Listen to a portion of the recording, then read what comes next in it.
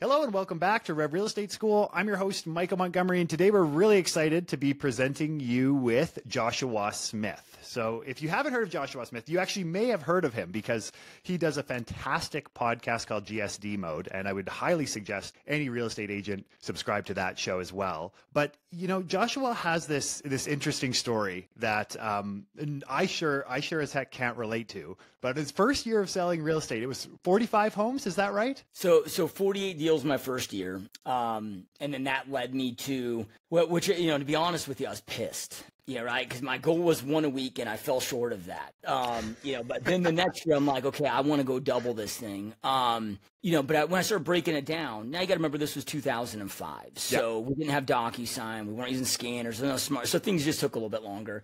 But I couldn't fathom how to even add an extra unit a month, as a solo agent. So I knew I had to go hire an assistant. So, hired a rock star assistant, took 40 hours of essential non-money making activities on my plate, brought me to 103 the next year. And then I got to a point where I'm about 3 weeks booked out from going on listing appointments, buyer appointments. Well, people might wait 3 days. They're not waiting 3 weeks. So then that's where I realized, okay, I'm losing money here. So that's where I started bringing on agents and started building the team out aggressively. And, I've been running, operating the team here in Phoenix, Arizona ever since. Yeah, and you're still doing that right now as well as coaching, running a tech product, mentoring. You're still running the team as well. Is that correct? Yeah. And look, it's. And don't get me wrong, it's a lucrative business. I do very well with it, and it's treated me well over the years. But it's where I make my least amount of money, between all my other ventures. So on paper, it probably doesn't make the most sense that I do it. But man, I just love it, dude. I freaking love it, man. I love, jamming with all my agents, and you get, I've got over, just over 50 agents on my team, and it's like you get all these like-minded entrepreneurs that want to go out there and create better lives for themselves. And I'm really picky of who I bring on, again, like-minded, driven, hungry, no victim mindset, and just being able to just rock and roll with them every day and being in the thick of it. Like I just love every second of it. That's amazing. That's amazing. And this is something that I really like about your story and you, generally speaking. First off, you're to the point. You don't have a lot of fluff around you. The second thing is I find that sometimes you kind of get into these maybe coaching relationships and you end up having maybe a coach or a mentor that maybe hasn't produced at the level that you want to eventually get to. And this is what I love about your story, because you started off with such a bang. You then scaled the business very, very well. You did the exact right thing, which is bringing on the assistant and then, of course, scaling out the team, and then started to explore other entrepreneurial ventures as well. So I just think that, anybody who is very interested in entrepreneurship and, of course, real estate, Josh is a really, really good resource. And as we're jumping in here, we have a number of things that we're going to go through because of your wealth of knowledge. But I think really what's on the forefront of everyone's mind, as we know, is this NAR lawsuit. And I'm sure you're getting hit with a ton of questions around what does this look like? What is the landscape going to look like in a few years? What should agents be doing? So let's maybe start with this. And what is your perspective on how this could potentially impact our industry?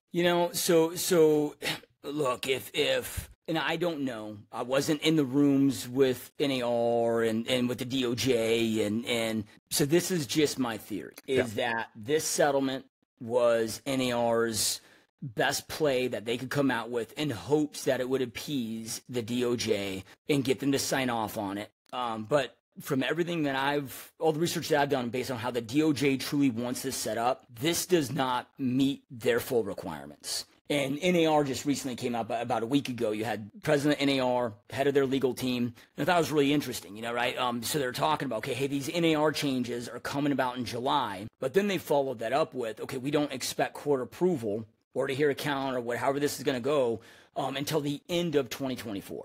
So they're moving forward. So my belief is, okay, they're moving forward with these changes and bringing this forth as good faith and kind of hoping and praying that they get approval, from the DOJ, so that leaves a lot of vagueness, right? Because again, this is not true decoupling in the way the DOJ wants it. Right. Now the difficulty there. Now the first thing I'll say with this is, look, I don't think it serves any of us in the industry to sit there and start pointing fingers and why is this taking place and blaming the NAR. And look, you weren't in those rooms, I wasn't in those rooms. We don't know.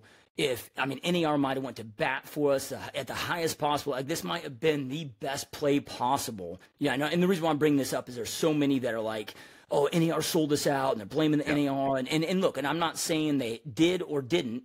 I'm saying that I don't know yet. But right now, it's not a good allocation of your time, energy, and focus to even allow your mind to go there. The analogy that I've been giving my agents is, okay, if your house is on fire, you first get your loved ones, your family, your pets out of that house. So objective number one is get you and your loved ones to safety. Then once you're to safety, okay, then go figure out who started the damn fire. Yeah. Yeah, right. So right now, it's not, again, maybe NAR did sell us. Maybe all those things that people are bitching about, right, are true. Okay, there's going to be a point in time where we can make those judgments, and right, but that's not going to serve you right now. What you need to do is make sure that you are getting your business to safety, meaning allocating all your time, energy, and focus onto what you can do to be prepping for these changes. And I see it split twofold, right? It's like half our industry's freaking out, but then the other half that I'm talking to are like, oh, I don't care. This isn't going to, right? And I'm like, look, am I losing sleep over this? Hell no. But am I taking it serious? Hell yes. Right. So and one of the difficulties right now is there's so much vagueness. I mean, I've read the NAR settlement now half a dozen different times. I've had multiple conversations with my attorneys and, the most of them, all the top minds that I respect, top team leaders, broker owners throughout the industry. And, we've gotten some, decent clarity on what some of these major changes are going to be. But man, there is so much gray area for interpretation, within that. So based on how which reason why I'm bringing that up is I understand that leads to frustration, and it's, because I like to know exactly what I got to prep and plan for. And right now we have, a lot of vagueness on that, but we have enough intel that we can start prepping and planning. So if the judge approves this, and if this goes through the way that, NAR has it laid out, I think it's very workable. And isn't something that I see having a massive disruption, at least on the buyer agency, buyer representation. Now, if it goes the way the DOJ truly wants it, then I see it being a massive disruption. And the only reason I say that is, for a long time I've been coaching teams and brokers in other countries that have it structured how the DOJ wants. Now, does buyer agency and buyer representation, like let's just say New Zealand as an example, does it exist there? Yes. But in practice, does it exist? Not really, right? They're all just primarily mega listing agents. Yeah. Now, the way that NAR structured this, look, I actually see this. If this goes through the way that NAR structured this and we get, final sign off and approval, I see this as being, a potential big win for the real estate community on ways that we can go out there and structure this and plan for. But either way, the things that we got to be prepping and planning for, and these are just going to be the obvious points that probably everybody's already heard a million times, and things that you should have been doing anyway. For 17 plus years straight, I've been treating a buyer consultation just like I do a listing presentation. So very strict buyer consultation, going in for the buyer broker agreement. Of course, we got to have compensation structured up front. Now, here's where it's difficult with the vagueness is, like, okay, well, so with that buyer broker agreement, we now have to have compensation agreed upon upfront, signed, and we have to have that buyer broker agreement in place before we can show a property, which we should have been doing anyway. Yeah. So for me, it's going to have very little change internally with my infrastructure, with my team. But then from there, okay, we have to have that compensation agreed upon, and we can't get paid a cent more. So let's just say the listing agent is offering a 4%. Maybe the home's been sitting forever, and they want to go out there and offer a 4%.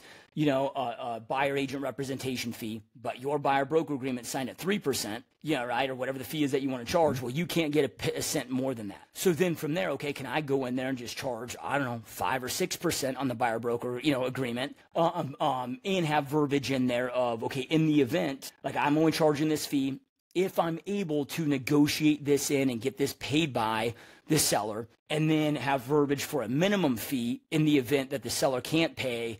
Here's, right? So now with that, and I'm not saying to go out there and do this, but this is where there's a lot of vagueness right now, right? Yep. Like trying to mind map this stuff out. But I know right now, and like what I'm having my agents do is I'm having them practice their buyer consultations 3 times every single day, and I'm testing the hell out of them on, right?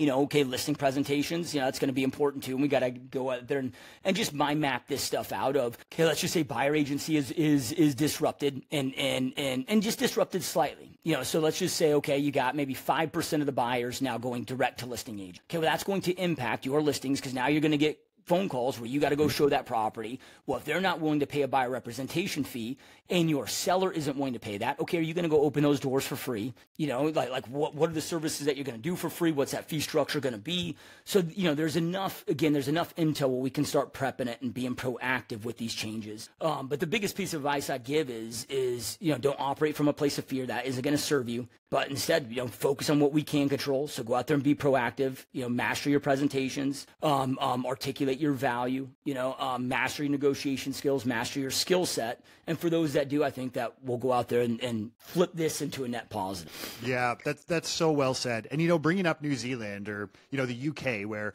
they truly have decoupled commission.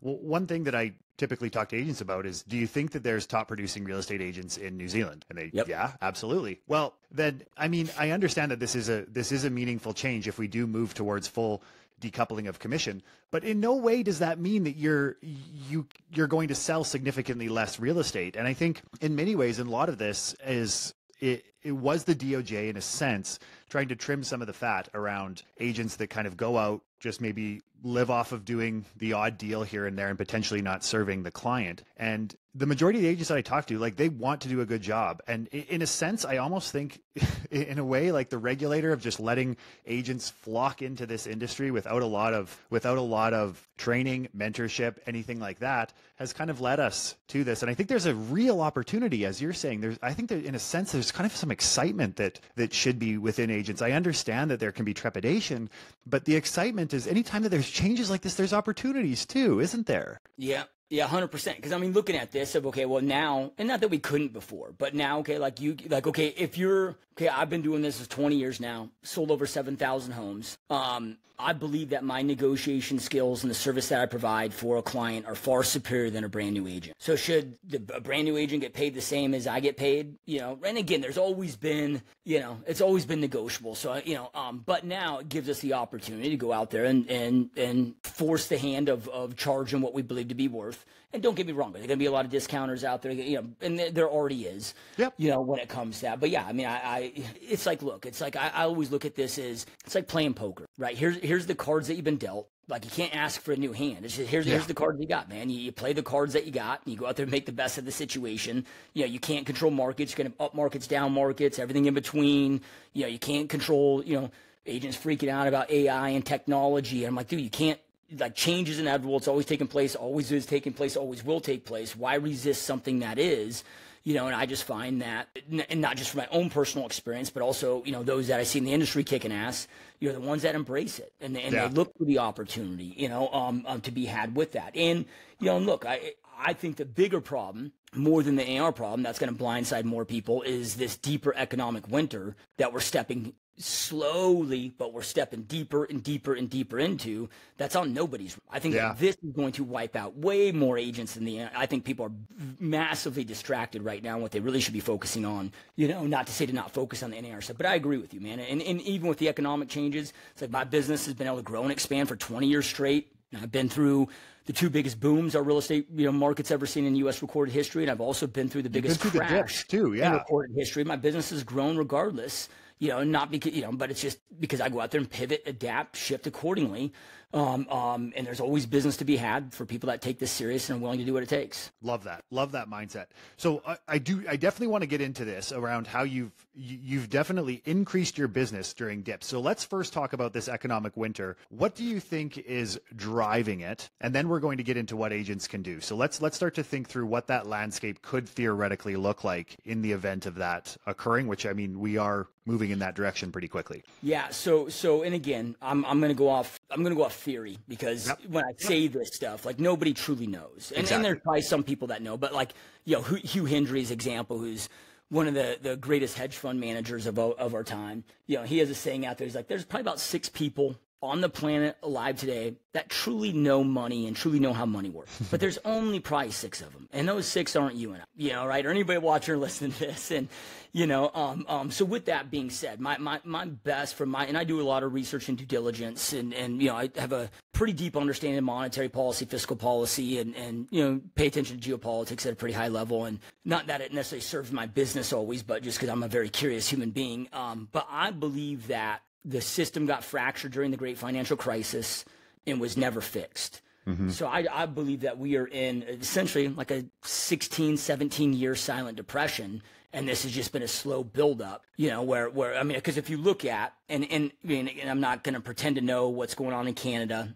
I can just speak to what we're seeing here in the States. But if you look at, since 2007, the Federal Reserve has 10x their balance sheet. The U.S. Treasury has over, 3.5x their balance sheet. I mean, look at the U.S. Treasury today. They're adding $1 trillion to their deficit every 100 days. So when you look at that, if you look at GDP growth since 2007, it's been 1% lower than the previous 40 years. So we'd be in the longest depression to ever exist in the country if it wasn't for, essentially it's all been artificial. Everything that we've seen since 2007, meaning through stimulus, through money printing, it's a kind of reductive term there, but, it's been through deficit spending, monetization of debt, and quantitative easing, and at some point that has to end, right? And when I say that and there's different ways that this can end, but we're seeing the results now of, right, when it comes to inflation. I mean, life today is easily double what it was 4 or 5 years ago, so when you look at that, like when we look at, home prices going through the roof, stock market going through the roof, right? It's not that those are so high. It's that the way to really look at this is our dollar is being devalued so fast. It's kind of like back in the Roman times when we think about, they had these gold coins and they start adding copper and they start, devaluing the currency. That is what's happening now at rapid speed. So when you pull money from the now or from the future into the now, that devalues the currency, and that's why we're seeing all this crazy inflation. So, but now it's getting to the point where it's breaking the average person. At no point in U.S. recorded history have we seen consumer debt versus savings rate at this wide of a gap and accelerating at this speed. All-time record high debt on all fronts, not just mortgage debt, but auto, medical, credit card, you name it. But then from there, now you start seeing the job market cracking. I mean, there's 25,000 daily auto repos in the U.S. Just numbers, again, that we've never seen before, just craziness, right? So, it shows me that the average person isn't barely hanging on. They're not hanging on. They're breaking. Yeah, right? Like if you look at here in the States, you have almost 11% of all FHA loans currently in 30-plus day default status. Now, really? People are like, well, why aren't all these foreclosures hitting the market? Okay, we got Fannie Mae, Freddie Mac, HUD. They're packaging up their non-performing assets, some of the private equity. So they're doing everything they can to control this and put moratoriums in place so we don't have another massive, GFC 2.0, but at some point, it's like how much of this can be, like at some point, there's going to be a correction, and we can theorize and speculate of where that is. But I know that, the average person is breaking, because even if you look at, over the last year, interest rates have come down essentially 1% on average. And in most markets, prices have started softening and coming down a little bit. And it's real estate's very hyper-local. So, but in about 90% of the country here, at least in the States, we've had softening of prices plus interest rates coming down 1% from what their peak was last year. Okay, well, we have now mortgage applications at a 16% year-over-year decline. So prices have come down slightly, interest rates have come down, but we've had a 16% mortgage application decline. We've had an 8% overall acquisition decline. So so buyer demand is declining, right? And we're slowly starting to see, listing supply going up and up and up. And then now with the job market, we just had first quarter just ended. We had the largest layoffs here in the United States that we've seen in the job market since 2009. So then now we're starting to see the, exodus of layoffs, so just again, and I'm not going to pretend, just like I didn't know the severity of that it was going to be in the great financial crisis. Yeah. Right. But I was tracking supply and demand, just like my great mentor when I first got in the business taught me to do. And when everybody was like, oh, man, my business, struggling. Nobody saw this coming. I had to drop out of the market. I'm like, how did you not see this coming? Mm-hmm. We peaked in May of 2004. We had 31 months that was slow progression. We had 31 months of slow inventory increases, but real estate supply and demand, right? Like, again, I didn't know the severity of it, but I was positioned with 35 different banks, outsourced managers, and short sales before it fell off a cliff because I was reading the markets and I was paying attention, So I'm not pretending like I got a crystal ball. All I know is all the shit that we get told on, the economy's so healthy. We're getting inflation under control, right? Don't listen to what people tell you. You watch what they do. And inflation last year up 3.5%. I was having a conversation with a friend the other day who's on somebody I know is on Social Security, and because Social Security is paid out and adjusted based on inflation, so these inflation numbers are so insanely skewed, right? And that model changed in the Clinton's administration and of how they calculate the models. But she was like, okay, my Social Security check went up $85 a month, but she's like, that doesn't even cover the cost of one of my utility bill increases. No, let alone gas, let alone so. Dude, I mean, and when you're adding $1 trillion of deficit, or to the debt every single month, and when we look at, okay, open border, all these, all the social programs, and none of that is slowing down, nothing is being cut. It's just exacerbating, plus all the geopolitical moves and the wars and the support for all these wars. Yeah, right. I'm like, all of this is extremely inflationary. So just plan on life getting 15% more expensive every single year for the next 10 years. And what is that going to, just think what that does to the average person? Oh, it's so true. It's so true. And you can only kind of kick the can down the road for so long. And I think also as we move through this election year, there's very little discussion usually around cutting, right? That doesn't necessarily win you votes when you talk about cutting. Really at the heart of this, like one of the main issues that should really be discussed is how we can actually start to get this under control. But that's in election year, it rarely is discussed because, every interest group wants to see more spending done in their own domain.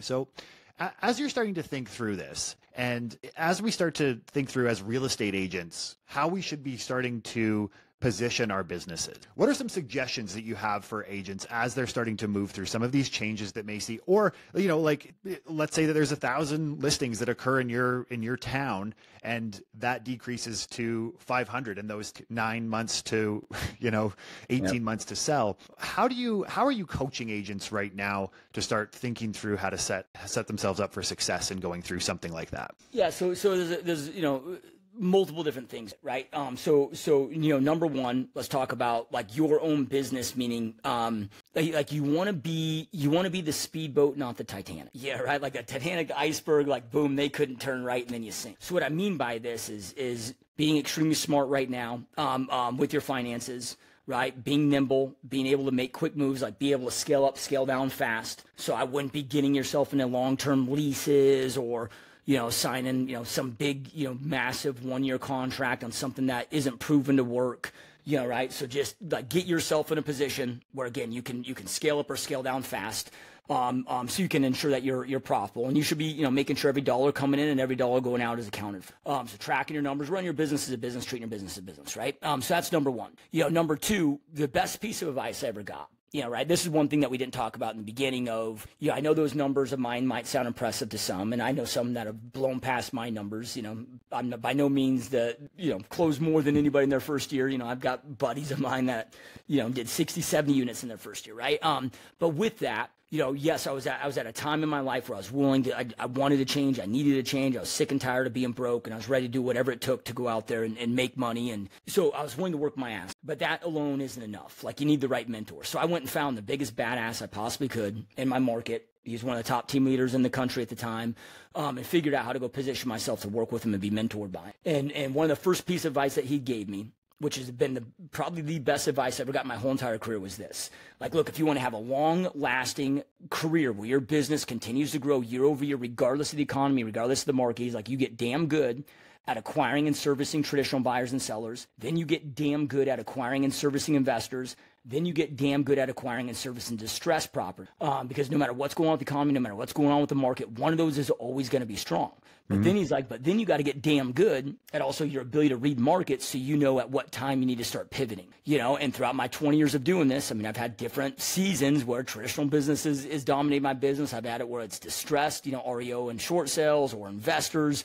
I've had certain seasons where it's been a combination of all, but it's like looking at, okay, real estate is, if you think of this like a science, real estate is the constant. This is the thing that doesn't change. So here's the geographical location that I work, whether it's Phoenix, Arizona, or Edmonton, Canada, or wherever. Like the real estate in this geographical location, that is the constant, doesn't change. Now, me as a real estate professional, it's my job to move the real estate. Now, the variable that's going to change throughout your career is who's buying it, who's selling it, why they're buying it, why they're selling it, where they're coming from, where they're going, right? So that's what that's going to be the thing that changes, right? Like, okay, 4 or 5 years ago, one of our niches internally as a team was first-time buyers, We are not focusing on that niche at all anymore, because if you're not making about 200 G's a year in our market as household income, like, you're kind of not a viable buyer, even at entry level. You know, it's like it's just got out of control pricing, right? So you have to be able to be fluid and adapt and adjust. And because I always get asked, like, oh, Josh, what's your favorite lead gen strategy or lead gen source? I'm like, the answer to that is the one that is working best for the given climate that we are in. You know, so like, here's an example. For 19 years, up until a year ago, so for my first 19 years of my career, I never, going after divorce, people going through divorce was never part of my arsenal, never a niche I focused on. But then, okay, I'm paying attention to what's going on with the economy, paying attention to what's going on in the market. It's now the most unaffordable time to ever be alive in North America. So there's never been a time in recorded history where it's been more expensive to just live and operate life as a human being in North America. So I'm like, all right, well, if it's the most difficult time that people are experiencing financially, okay, like, where is this again? Where's the opportunities at? Okay, then I read that number one reason for divorce is financial hardship. So I'm like, okay, well, put those two things together. I'm like, my guess is divorces are on the rise. So I go do due diligence on this and say, okay, yep, they're on the rapid rise. So then about a year ago, okay, we made that one of our niches, and it's one of our top listing niches today, and it's just crushed it. You know, now, first 19 years, never focused on that niche, right? So I guess I'm saying, like, don't allow yourself to get comfortable, right? Like, you got to adapt to, because, you know, the market's always, so I never look at the market as, is the market good or bad?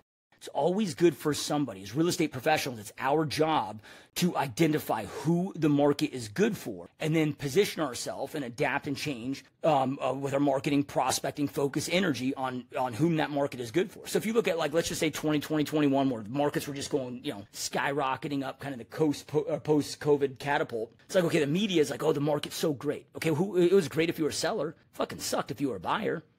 Right? So it's always good for somebody. It's always shitty for somebody. Yeah, right? So if you learn to adapt and then identify, and I call it the 3 pillars of client acquisition. It's like the number one skill set that everybody that's watching this, or, you know, anybody in the real estate industry, the number one skill set that they need to master first is your client acquisition, which means your ability to go out there and gain more clients and customers than you can possibly handle, right? Unfortunately, the vast majority of this industry never masters just this single first skill set that they should. Yeah, right?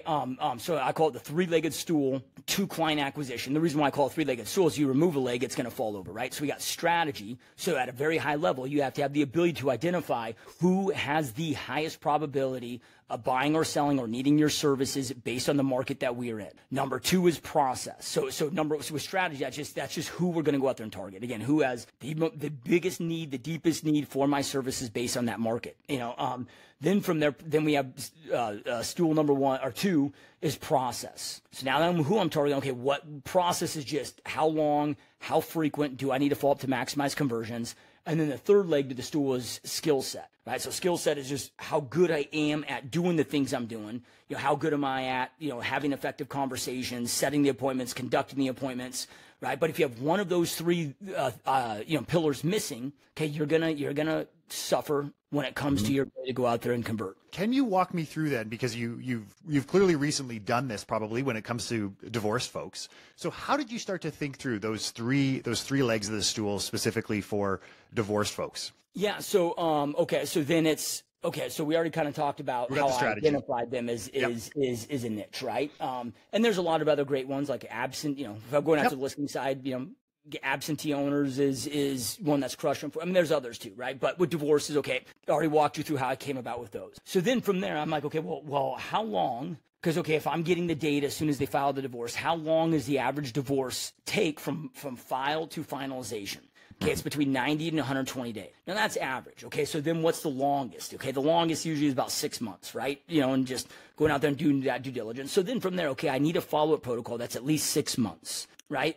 So, you know, I'm trying to reach out to them in my universal, let's just call it phone call frequency. I call it my no time frame established call frequency is I call day 1, then I'm calling every other day for 14 days and every 21 days for a year. So that's just the protocol I put them in. Now that exists till I get them on the phone. I have a conversation with them. I identify what their goals, what their timeline is, set an appointment if able or appropriate, if unable or appropriate, because I know goal and timeline Now I'm able to establish what my best follow-up process is going forward to maximize those conversions for if and when they're ready. And every lead source can have a different, so like let's just say expireds. Okay, only 10% of expireds relist in the first 90 days, 90% wait between month 4 and that 2-year mark. It's like they still might want to sell, but they're sick and tired of making their beds every single day. So most people will hit them hard that first week. Okay, well, if I want to maximize conversions, that doesn't make sense. Or another example of, okay, my average Facebook lead is in my CRM for 6.7 months before they become a client. So would it make sense? The average realtor, according to Zillow, only falls over the lead twice. Okay, that's enough frequency to do anything. So,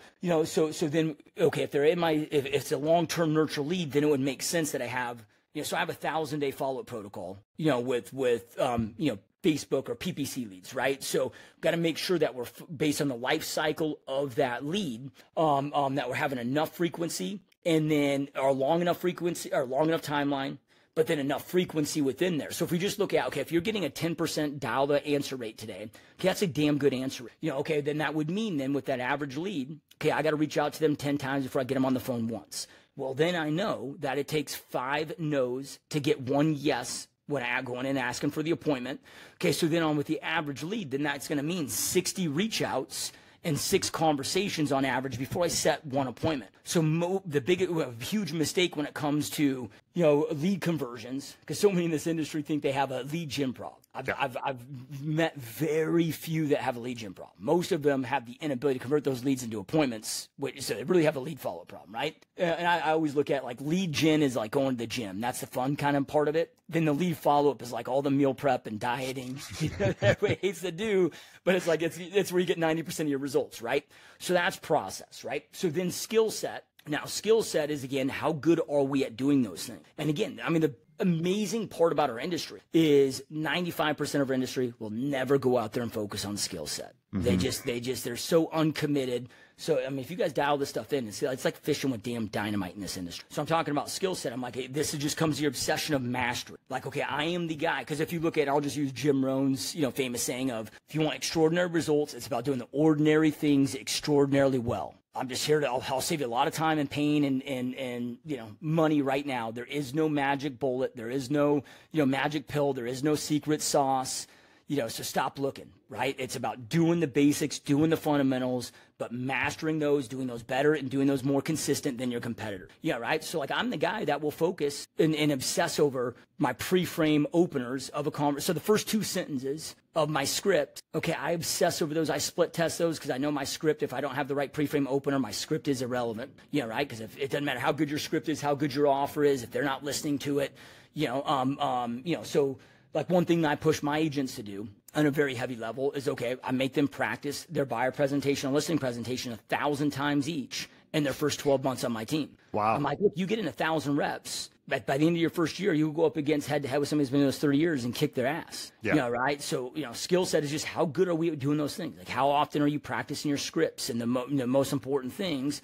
Yeah, right? And just understanding that professionals get paid, amateurs pay to play. So most in this industry are broke as a joke, and they're having to freaking, put on credit cards to pay their, dues and their fees and their, right? Okay, well, you're an amateur, right? There's a reason for that. The amount of money that you are making is a direct correlation to the value that you bring to the marketplace. How do you bring more value? By adding more, you become more valuable, right? So what are you doing to go out there and truly mastering your skill sets and refine your craft? That's such a good point. And I think that oftentimes we have this understanding that because we have a real estate license, we're now have the skill set that we need in order to help somebody transact. And in fact, you have a piece of paper that like legally allows you to transact with somebody. But for anybody listening to this, they're hearing the level of detail that you have gone into when it comes to your team, but also just your understanding of market dynamics, what's happening in the world, what the future could look like. And, like as a real estate agent, if you can't speak to like months of inventory and supply and demand, there's a good reason for why somebody would go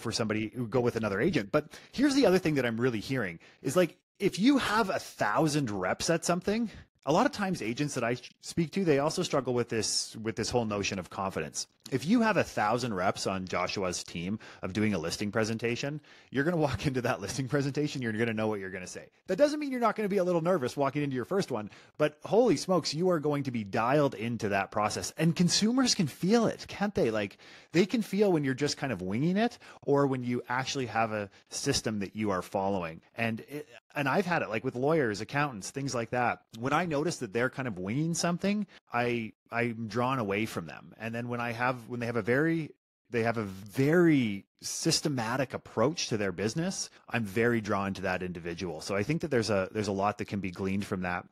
When it comes to some of this scripting and the openers that you were mentioning, is there any tips, or do you have a structure to that opener that you're seeing work quite well right now? Yeah, 100%. So number one, and I'll tell, like, look, I've become way better at sales by studying human behavior than I ever have by studying sales. So because when real estate's a unique product, maybe it'd be different if we were selling physical products, but people already sold them the fact they want to buy and sell real estate. So what we are selling them on is we got to articulate that we're the best guide to get them from point A to point. And whether that be going after buyers, sellers, or agent recruiting, yeah, right.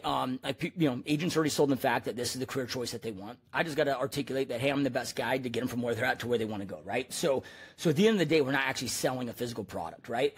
So then from there, okay, if we look at human behavior today, people today are more sensitive and more easily triggered than any other time in any of our lifetime. So and I'm not saying that's a good, bad thing, bad. It just is what it is. So you got to have awareness of that. What does the consumer want today? They want the information that they want and need to make their best informed decision for them and their family, but they want to do that in a safe, non-pushy, non-pressure, non-salesy environment. So I call it selling without selling. So I'm selling, I'm leading the process, but am I doing it in a way where they never feel as if they're being sold to? Because the second they feel as if they're being sold to, they're going to feel threatened.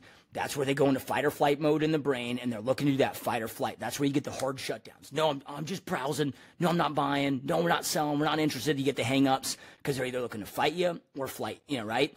So we have to be hyper aware of this and be very intentional. And this is where I was talking about with the pre-frame openers. The whole point of those is to remove sales resistance, to keep them out of fight or flight mode so we can have an effective conversation. And we've all done this, right? Like, think of a point in your life, anybody that's watching or listening to this, that, okay, maybe you have a loved one, somebody that you care about, a spouse, or somebody you care about that's, I don't know, making some stupid decisions. And you're like, well, I need to sit down and have a heart-to-heart conversation with them. But you start thinking about, okay, how am I going to bring this up? I want to make sure that they know where my intentions are coming from. I want to have this to be an effective, constructive conversation together, right? But you also know if you don't handle it correctly, this thing can turn into a blowout and turn very negative. So you start thinking, oh, how am I going to bring this up? How am I going to frame this? No different. That's still pre-framing in a different way. So it's, okay, how am I going to open up this conversation so we can make it an effective conversation? And that effective conversation is going to be where I get into scripting per se, but I need the opener, right? So let's just say, I'll use one that I use on, a lot of my listings. We talked about divorces, so this is, but I also use it for agent. This is a very popular one right? So I'll call them up, whatever their name is. So let's just say their name is Susan. Hey, is this Susan? Yeah, this is Susan. Hey, Susan, this is just Joshua Smith here with XYZ Real Estate. I wanted to see if you could help me out with something really fast. And look, this is probably just a shot in the dark, something that you're probably not interested in. And if you're not, no worries at all. Just let me know, and again, no problem at all. But I just want to run it past you just in case it might be something that you might have some possible interest in.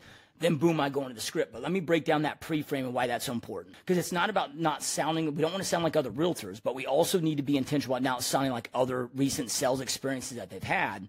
Because again, and if you see that, like I lead it off with a stutter. Hey, is this? Then their name. Yeah, right. So I'm talking slow. It's a soft tone. I'm stuttering a little bit.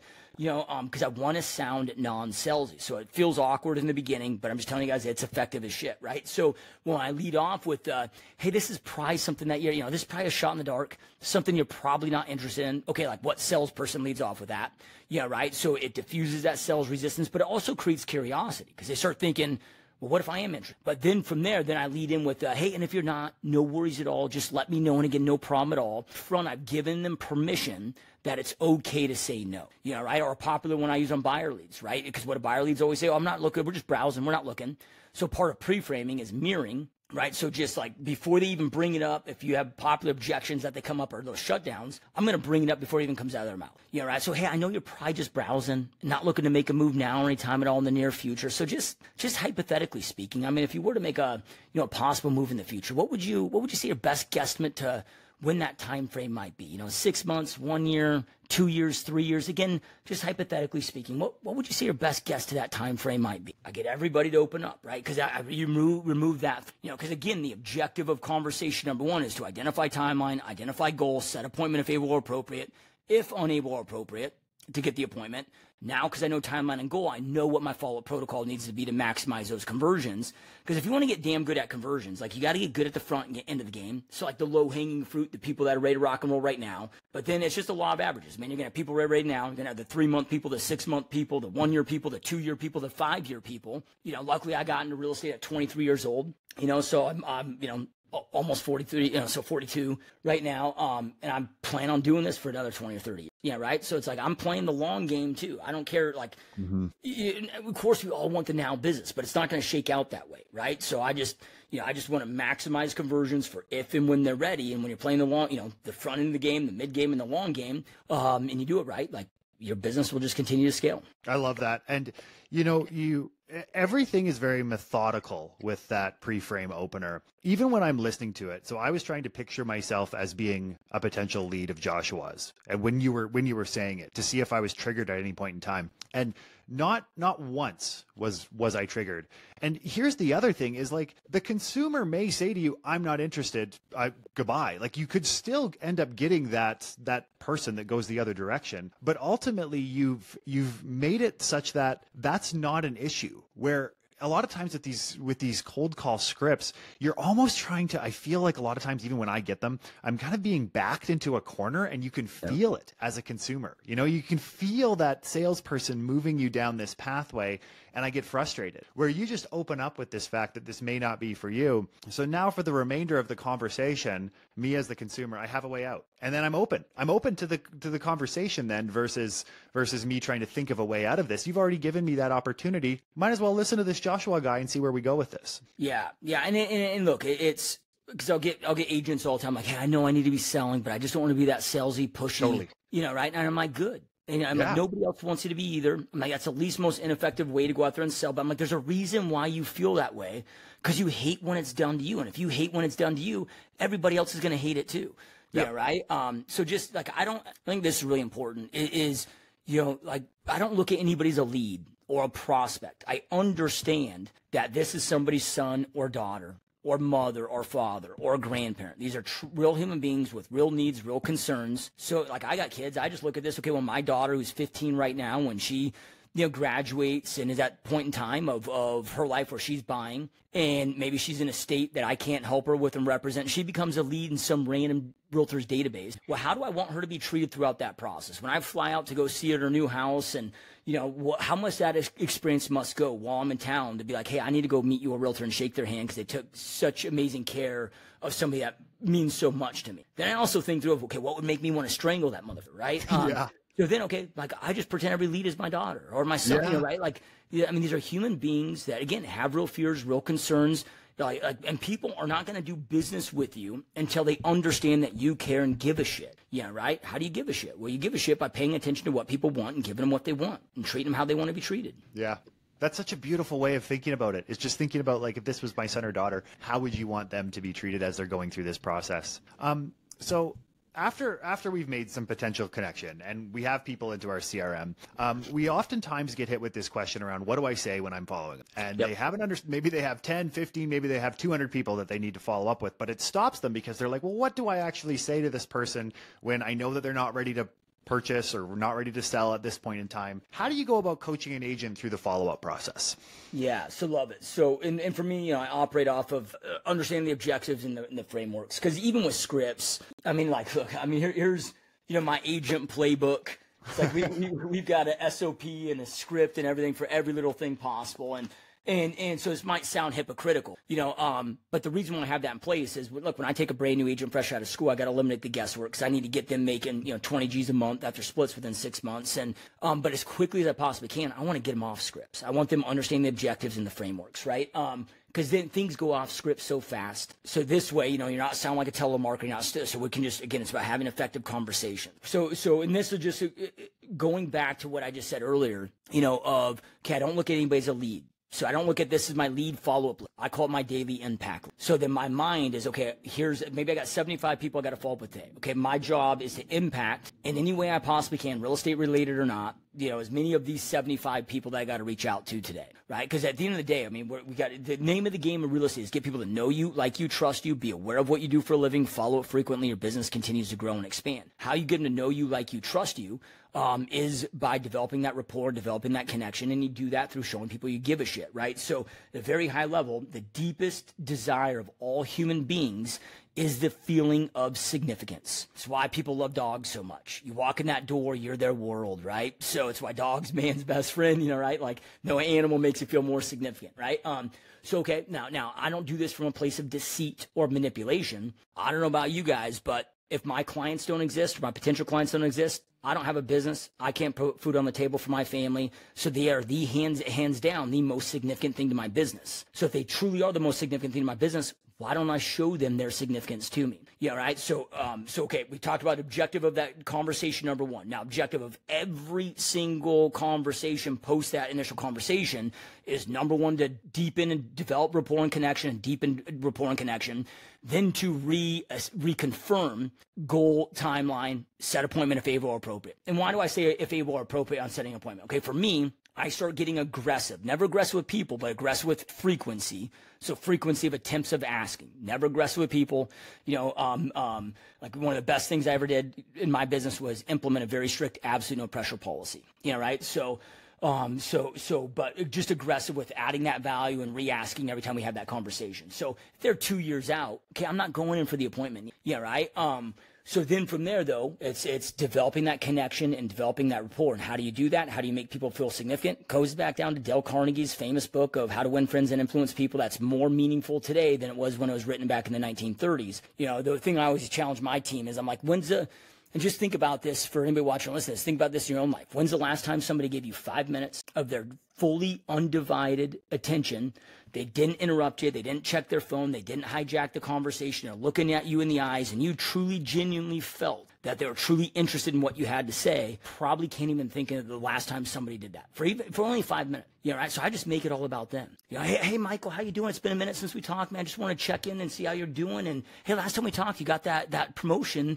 You got your job, man. I've been excited to hear about it. I mean, how's it going so far? Right now, okay, I have over 90,000 leads, over 7,000 past clients in my CRM. I'm not going to remember all this stuff. This is where I'm taking detailed notes. Yep. But you best believe I got their kids' names, birth dates, dogs' names. I know everything that's going on in their life. I link my CRM to their social media so I can go check their social media, see if they've been on vacations, whatever. So with that, I'm going into rapport connection first. And then when I talk about reaffirming, because if you just call them up every time, hey, just want to check in, see if you have any, questions, real estate needs or questions that I can serve support with. Okay, eventually they're going to stop taking your call. Why would they? You wouldn't take that call either. Yeah, right? But if I'm making this where it's not about real estate, and I'm truly, genuinely interested in what they got going in their life, now they get excited. And I'm always looking for, so let's just say somebody tells me they're 6 to 12 months, from looking to possibly buy. Okay, whatever they tell me, I cut that in half. That becomes my timeline. So that would mean 6 months or less, which would mean that my CRM is automatically tasking me every 30 days to follow up with. Now, that's at a minimum. I'm always looking for excuses and reasons to follow up. So maybe I'm on a conversation with, hey, how you doing? How's your week going? Oh, it's going good. Or, well, maybe they start telling me that I'm getting ready to go in for surgery. So now I do it through casual conversation, but they don't know that I'm asking some of these, I'm just, well, hey, what's the surgery like? So I'm asking what's going on, when they, how long the surgery is, what recovery time's looking like, just, out of interest and genuine interest, but then from there, you're damn right. Like I'm prepping. So then I can, I know when they're getting out of the hospital, when they're getting home. Okay, maybe I call them 2 days after they've been home to give them a couple days to settle in. And that call, it's not about real estate. It's, hey, just want to check in how the surgery go. You doing all right? And like, dude, like I do this all the time with leads, right? Like if I don't know, they're getting ready, something like emergency comes up. Well, hey, I'm close by the house. I don't know if you need somebody to grab your mail or, if you might already have that covered, but it's right down the street from me if you need help with this. Like what I'm trying to do is just develop as many tight-knit relationships and friendships. And one thing I'm always leading with every call is, hey, I'm not just here to be a realtor, but here to be a resource and hopefully a friend as well. So anything real estate related or not, anything you ever need, just please reach out anytime. And again, a very soft, subtle tone, with that. But that's what I'm building those relationships, because I'm telling you right now, if you just follow up every single time, hey, just want to circle back, check in with you, see if you had any real estate questions or any real estate needs I could serve, support, and help with.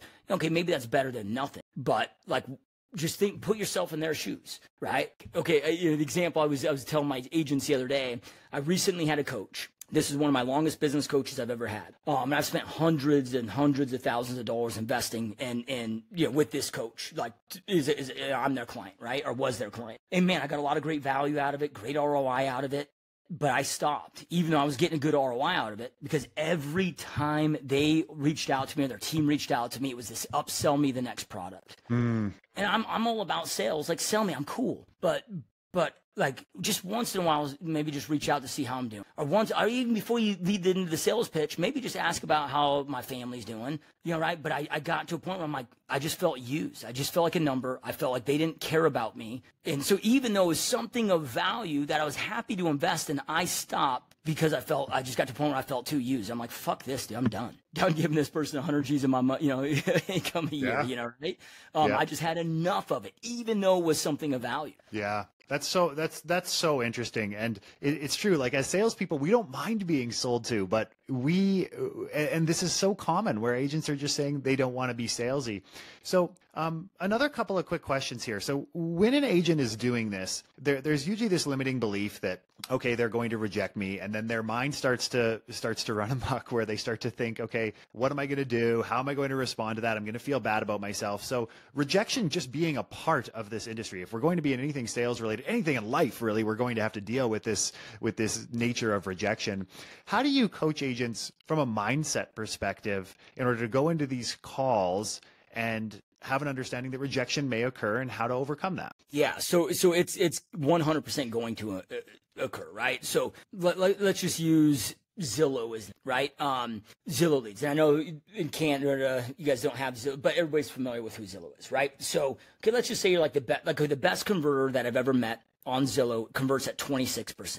And that's like the GOAT. That's like unheard of, like just insane, mind-blowing numbers, higher numbers than I was able to even convert with at that source, right? So crazy number. Okay, 26%, right? So that means 74%. Now this is the best of the best, like, industry average is maybe 3%. Like really good is like 10%. Like greatness is 15 to 20%. So at 26%, this is like the freaking unicorn. So even the unicorn is getting 74% of those leads, those human beings that will never do business with them, that will reject them, that will, so just understand, you're going to get rejected and told no exponentially more times than you're going to get told yes. So like absentee owners, my favorite listing source in this market. Okay, I'm at an 8% conversation listing taken rate. That means 92% of them will never do business with me. Mm-hmm. So a couple of things there. Number one, understand they're not rejecting you as a human being. They're not saying that, no, I don't want to do business with you because you're a piece of shit. I can't stand you. It's either no, not right now to the process.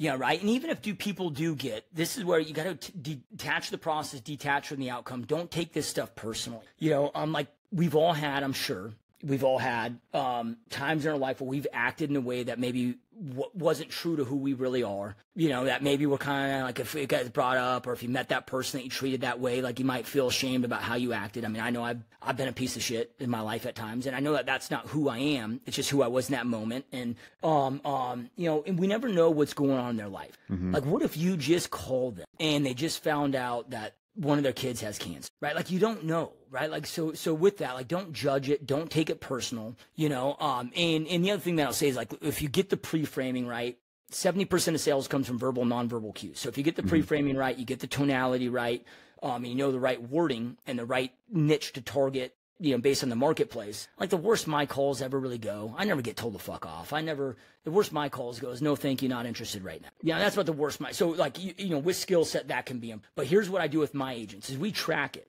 and then we gamify. So if you and I were sitting in a room right now maybe when some stranger's telling you to fuck off on the phone, let's just say they are being nasty, tell the F off. Okay, we get all discouraged by that. But if I were to ask you, okay, hey, I got this $100 bill here. I'm going to give you the $100 bill. But here's the deal. You got to let me tell you to fuck off. You're probably going to say yes to that, right? So when we track our numbers and I break down each number to a dollar figure and gamify this with my agents, I'm like, every time that phone just rings, you made $3. Every time somebody picks up that phone, you make $17. Every time you get a fuck off, you make $350. Yeah, right. Every time you set an appointment, maybe that's worth $2,700. Every time you conduct the appointment, now it's right. So when you just look at that and you know, tracking and gamifying it, you know, can greatly help. You know, but just understand that it's like the great Napoleon Hill said that the amount of success that you create is going to be in direct correlation with the amount of temporary defeats that you experience. You know, so no, you know, just know the numbers, have the right expectations. And so like right now for, you know, overall speaking in kind of just general terms, you know, based on the 5 listing niches that we're attacking right now in this market, as far as my team total, okay, it's 500 reach outs, 50 conversations to get 1 taken, right? So, and again, that's just averages as a team, right? So, you know, so with that though, as a team average, okay, 49% of the conversations that we have, they don't ever do business move forward, you know, right? So just, it's a numbers game. You know, but you got to get over it, you know, right? Like you got to, and look, I get it. I understand it. I'm a massive introvert. I used to spend more time looking at the phone than I would picking up and dialing the phone. Like I get it. I understand. But then one day I actually read a study from Newsweek that helped me. I don't know why it helped me, but it was just, so it was this study they did about funeral. And like, okay, the average funeral in the US has 100 people that attend to it.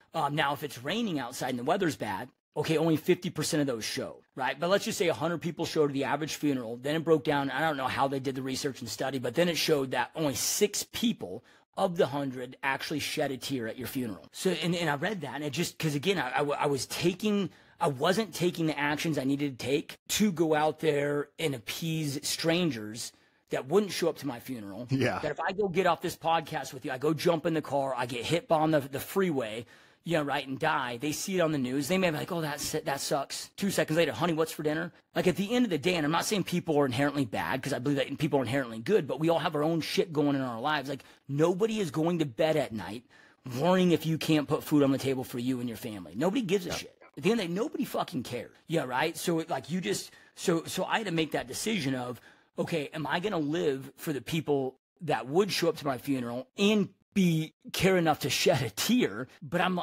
allowing myself to not live and create opportunities for those people that truly matter to me because I'm worried about all the opinions of people that don't give a fuck about me. And same thing, it goes to, you know, posting on social media, dude, I get a dozen fucking hate messages a day. You know, I don't know. I guess I guess I got bad wrinkles in my forehead now. That's a common one. I always get told that. Go get some Botox, dude. I'm like, you know, I get, you know, that, by the way. Oh, that bald head's so ugly. Throw on a fucking hat. You know, I get told all sorts of nasty shit. You know, but look, I've never had anybody that's ahead of me ever talk shit. No. Right? It's you. There's, you know, so you just, but it's all part of the game. You just can't take it personal. You know, right? And you just gotta be, okay, who am I living for? Am I going to let these opinions of these strangers that do not give a shit about me or my family, am I going to let their opinions dictate what my success is going to be and my ability to go create this success for the people that truly matter in my life? I love that. I love that. Who are you living for? Like whose opinion truly really matters to you at the end of the day? And honestly, like what we say to our agents is like when you're getting rejected, like that is a sign that you're in the arena. You are in the arena playing the game, and that is a win. And if you make it a number figure on what an F off is actually worth to you, that changes the whole dynamic. Yeah. Yep. Joshua, thank you so much for coming on. This has just been an incredible amount of information and just wealth of knowledge for agents. So if they want to connect with you, learn a little bit more about what you're doing in the real estate industry, what are some of the best ways that they can connect with you? Yeah, you can go to gsdmode.com. That's kind of the hub. You can, any social channels, you know, Joshua Smith GSD is my handle. GSD Mode on YouTube, but any, you know, so you can connect with me on any social, platforms. But if you go to gsdmode.com, that kind of links you to everything there. And I have thousands of podcasts, videos, free content that I put out. And then I offer, you know, if you want to jam on, I do free coaching calls. You know, so if you ever want to jam on, if anybody that's watching or listening to this wants to come up with your best roadmap to get you from where you're at to where you want to go and have that full clarity of what you need to do, I offer free 1-hour Zoom coaching calls, which are, you know, zero pressure, you know, with those, where we can do a deep dive in your business. So that's also at gsdmode.com. If you want to schedule a, 60-minute Zoom call with me where we talk about your business and come up with a roadmap to get you crushing and kicking ass as well. So amazing. Amazing. Yeah, I would urge everybody to go and check it out. And that you have years and years of content. And so if you wanted to go down the Joshua Smith, I guess, rabbit hole, you can kind of see how like the market's changed, and how when I first got into real estate, I listened to your podcast very consistently, and how different things have happened, and how iBuyers came into the market, and how different technology products change things, and how Zillow is offering leads and then moves to buying homes. So you can kind of see this evolution of how the industry changes. NAR is one of those things. So thank you very much, Joshua. This has been absolutely wonderful. Yeah, it's been an honor. I've had an amazing time.